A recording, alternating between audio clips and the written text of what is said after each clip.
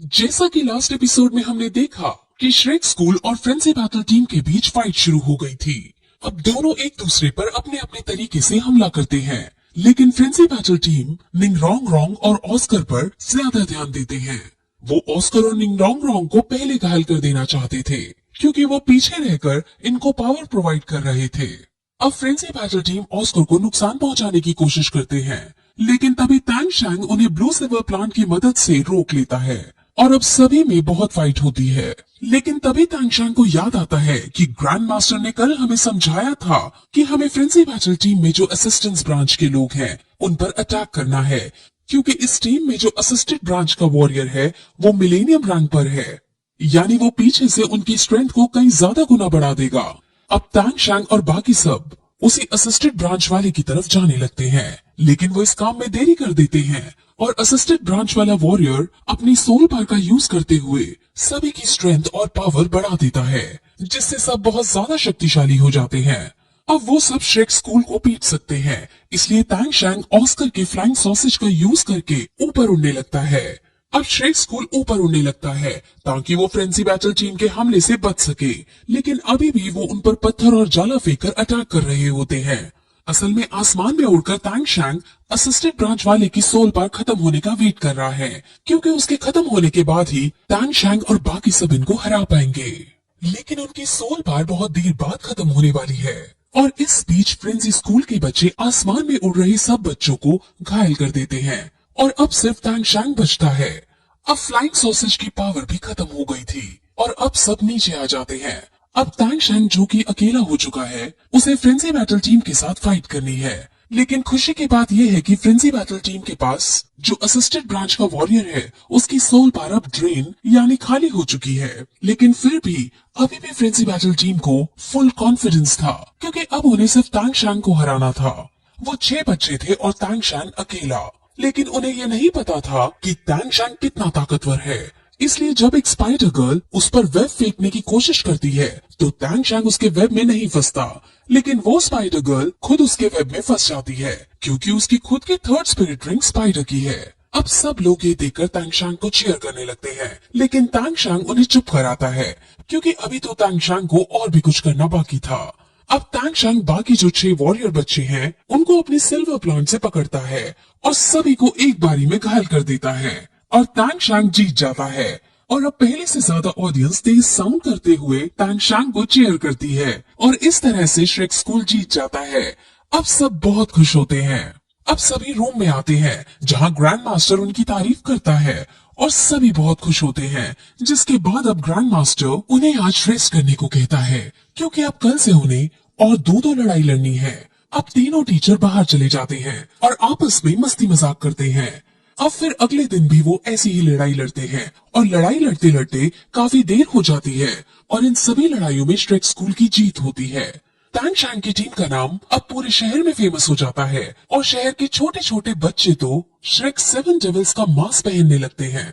Shrek 7 devils 27 match लगातार बिना हारे जीती थी, जिस वजह से उसका नाम अब बहुत बढ़ चुका था।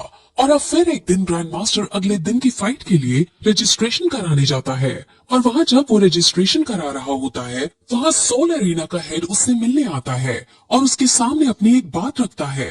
वो ग्रैंड मास्टर को बताता है कि दूसरे शहर के सोल एरिना से हमारे यहाँ सिल्वर रैंक के योद्धा लड़ने आ रहे हैं और हमारे सोल एरिना में कोई सिल्वर बैच की टीम नहीं है जो उन्हें हरा सके। हमारे में तो कोई ऐसी भी टीम नहीं है जो उनके सामने 5 मिनट भी टिक पाए। इसलिए मैं चाहता हूँ कि आप श्रेक 7 डेविल्स को उनके साथ लड़ाओ। अब ग्रैंड मास्टर पहले तो मना कर देता है, क्योंकि श्रेक 7 डेविल्स सिल्वर बैच के साथ लड़ेंगे, ये थोड़ा ज्यादा हो जाएगा। लेकिन सोल एरिना का ओनर उन्हें समझाता है कि उनकी फाइटिंग स्किल्स को देखकर कोई भी बता सकता है कि वो सिल्वर बैच के केपेबल हैं और सिल्वर बैच भी उन्हें 1-2 दिन में मिलने ही वाला है। और अगर वो इस मैच को लड़ेंगे तो उन्हें सोल एरिना की तरफ से 10,000 सोने के सिक्के दिए जाएंगे। अब ये सुनकर ग्रैंड मास्टर एग्री कर लेता है और अब ओपनिंग टीम की डिटेल्स लेकर वहाँ से चला जाता है। अब वो फिर रूम में आता है और सबको ये बात बताता है और कहता है कि जो 10,000 सोने के सिक्के आएंगे उनमें से सब 1,000 रखेंगे और जो 3,000 सोने के सिक्के होंगे उन्हें स्कूल की प्रोग्रेस में लगाया जाएगा, जिस पर सब एग्री कर लेते हैं। और अब वो ओपोनेंट टीम के टीम मेंबर्स के बारे में डिस्कस करते हैं। इनका अब बहुत लंबा डिस्कशन चलता है जिसमें ये अलग अलग ओपोनेंट को वन बाय वन डिस्कस करते हैं। अब उन्होंने क्या डिस्कस किया वो आपको मैच के दौरान समझाएंगे, क्योंकि अभी समझाने पर आपको सब कॉम्प्लेक्स लगने लगेगा और सब सर के ऊपर से जाएगा। तो अब सब तरह की प्लानिंग करने के बाद तांग शैंग अपने टीम मेंबर्स को मोटिवेट करता है और कहता है कि हमने 27 मैच लगातार जीते हैं, जिस वजह से हम ये मैच भी जीतेंगे और अपने स्कूल का नाम रोशन करेंगे। अब सब बहुत मोटिवेट हो जाते हैं और सब साथ में एक दूसरे को चीयर करते हैं। जिस टीम से उनकी लड़ाई होने वाली है उसका नाम एम्परर बैटल टीम है। वो बहुत ज्यादा शक्तिशाली टीम है। अब हमें इस टीम को दिखाते हैं जिसके पास अब उस टीम का लीडर आता है और वो उन्हें श्रेक 7 डेविल्स की सारी डिटेल्स बताता है और उन डिटेल्स को पढ़कर उन्हें भी समझ आ जाता है कि कल का मैच उनके लिए आसान नहीं होने वाला है।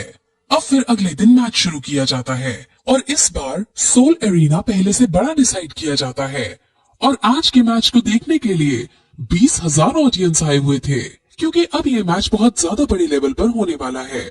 अब सब एक एक करके हीरोइक स्टाइल में रिंग के अंदर एंट्री मारते हैं और एक दूसरे की तरफ आगे बढ़ने लगते हैं। अब दीन ओपोनेंट टीम के लीडर को देखता है और वो उसे जाना पहचाना लगता है, जिस पर जब ग्रैंड मास्टर उससे इसके बारे में पूछता है तो दीन मैच के बाद उसके बारे में बताने का कहते हैं। अब रिंग के अंदर सब अपने अपने स्पिरिट सोल बाहर निकालते हैं और ये सीन देखने में बहुत ज्यादा अच्छा लगता है। जिसके बाद हम ओपोनेंट टीम के लीडर को देखते हैं जिसके पास ब्लू लाइटनिंग टी रेक्स की सोल रिंग थी और ये बहुत ज्यादा स्ट्रॉन्ग पावर है। 20 सोल टाइप में जो टॉप की सोल रिंग होती है उसमें से एक लाइटनिंग टी रेक्स पावर है। वही लीडर के साथ एक वॉरियर गर्ल है जिसके पास पॉइजनस शक्तियां हैं और उनकी टीम में एक लड़का है जिसकी स्पिरिट सोल रिंग पैंथर की है। ऐसे ही उनकी टीम में सबके पास खतरनाक स्पिरिट सोल वाले वॉरियर हैं। अब सबसे पहले तो वो हैंड टू हैंड कॉम्बैट करना शुरू करते हैं, लेकिन तांग शैंग को ये बात अच्छे से पता थी कि हैंड टू हैंड कॉम्बैट करने में श्रेक स्कूल हार जाएगा, क्योंकि ओपोनेंट टीम बहुत ज्यादा शक्तिशाली है। इसीलिए अब वो अपने उस प्लान को एग्जीक्यूट करना शुरू करता है जो उसने कल बनाया था। उन्होंने कल प्लान बनाया था कि वो असिस्टेंस ब्रांच के वॉरियर पर अटैक करेंगे ताकि बाकी सारी टीम थोड़ी कमजोर हो जाए। अब जो लोग हैंड टू हैंड कॉम्बैट कर रहे थे जब वो हारने लगते हैं तो तांग शैंग ब्लू सिल्वर प्लांट से अपनी टीम को बचा लेता है। अब लीडर का ध्यान तांग शैंग पर जाता है और तांग शैंग पर हमला करता है, लेकिन अभी के लिए सारी सिचुएशन तांग शैंग के कंट्रोल में थी, जिसकी वजह से तांग शैंग उससे बच जाता है। अब तांग शैंग ने ये भी प्लान बनाया था कि वो लीडर का ध्यान अपनी तरफ खींचेगा, क्योंकि असल में लीडर एक बहुत बड़ी फैमिली से ताल्लुक रखता है, जिस वजह से उसके अंदर बहुत ज्यादा एरोगेंस है।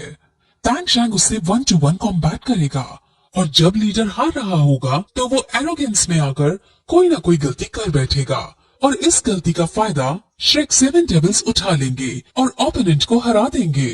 अब प्लान के अकॉर्डिंग ऐसा ही होता है और जब लीडर एरोगेंस में आकर अपनी एनर्जी, जिसका नाम फ्यूरी ऑफ थंडरबोल्ट है, उसको छोड़ देता है और तांग शैंग अपनी ब्लू सिल्वर प्लांट का यूज करके उसे न्यूट्रलाइज करने का डिसाइड करता है, लेकिन उसकी छोड़ी गई एनर्जी इतनी ज्यादा स्ट्रॉन्ग थी कि तांग शैंग उसकी एनर्जी को न्यूट्रलाइज नहीं कर पाता, जिस वजह से तांग शैंग का ये वाला प्लान फेल हो जाता है।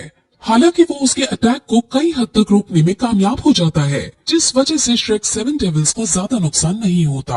अब फिर कैट गर्ल और बाकी सभी को गुस्सा आ जाता है और वो लीडर के अलावा बाकी जो ओपोनेंट वॉरियर थे उन पर अटैक कर देते हैं और अब इसमें श्रेक स्कूल जीतने लगता है। जीवो लीडर पर हमला करती है और क्योंकि लीडर पहले थोड़ा घायल हो गया था और जीवो की स्पीड बहुत तेज थी और उसके पास अब थर्ड स्पिरिट रिंग भी आ चुकी थी, इसलिए वो लीडर को हवा में लेकर पीटने लगती है और लीडर इससे घायल हो जाता है। अब अपने लीडर को घायल देख सर्पेंट गर्ल को बहुत ज्यादा गुस्सा आ जाता है, क्योंकि वो अपने लीडर को पसंद किया करती थी। अब वो तुरंत अपने क्लैन का सबसे जहरीला जहर उन पर छोड़ देती है। वो ये भी नहीं देखती कि इस जहर से उनकी जान तक जा सकती थी, क्योंकि उसके ऊपर अब गुस्सा सवार हो चुका था। अब तांग शैंग अपने सभी मेंबर्स को ब्लू सिल्वर प्लांट का यूज करते हुए पीछे खींचता है और एक ट्रिक अपनाता है। असल में सर्पेंट गर्ल ने उसके सामने पॉइजन से हमला किया है, जो बचपन से ही हिडन वेपन्स के अंदर पॉइजन से हमला करता आ रहा है। उसके पिछले जन्म में उसने पॉइजन के बारे में काफी ज्यादा स्टडी की थी, इसीलिए अब वो इस पॉइजन के इफेक्ट को नलीफाई करने के लिए एक आइडिया सोचता है। वो अपने बेल्ट में से अल्कोहल निकालता है और उस अल्कोहल को वो मोटू की मदद से फायर लगवा देता है, जिस वजह से अल्कोहल हवा में फैल जाता है। और क्योंकि अल्कोहल के अंदर एंटीडोट मिलाया हुआ था, जिस वजह से पॉइजन नलीफाई हो जाता है और श्रेक स्कूल के सारे बच्चे बहुत खुश हो जाते हैं। अब फिर वो फिर से लड़ाई करने लगते हैं और इस लड़ाई में श्रेक 7 डेविल्स जीतते हुए नजर आते हैं। लेकिन तभी ब्लैक पैंथर की सोल रिंग वाला वॉरियर आगे आता है और अब बाकी ओपोनेंट्स भी अपनी सोल पावर का यूज कर लेते हैं और सब मिलकर जीवू और तांगशांग पर हमला करते हैं। तांगशांग तो उनसे लड़ने में बिजी हो जाता है, लेकिन जीवू को वो लोग हवा में फंसा देते हैं और जीवू हालांकि टेलीपोर्ट होकर वहां से निकलने की कोशिश करती है, लेकिन वो हर बार और ज्यादा फंसती चली जाती है और इस सब में जीवू घायल हो जाती है और घायल होकर नीचे गिरने लगती है। तांगशांग उसे हवा में गिरने से बचाता है और उसे बेहोश हुआ देखकर बहुत ज्यादा उदास हो जाता है और फिर इसी तरह ये एपिसोड यही खत्म हो जाता है।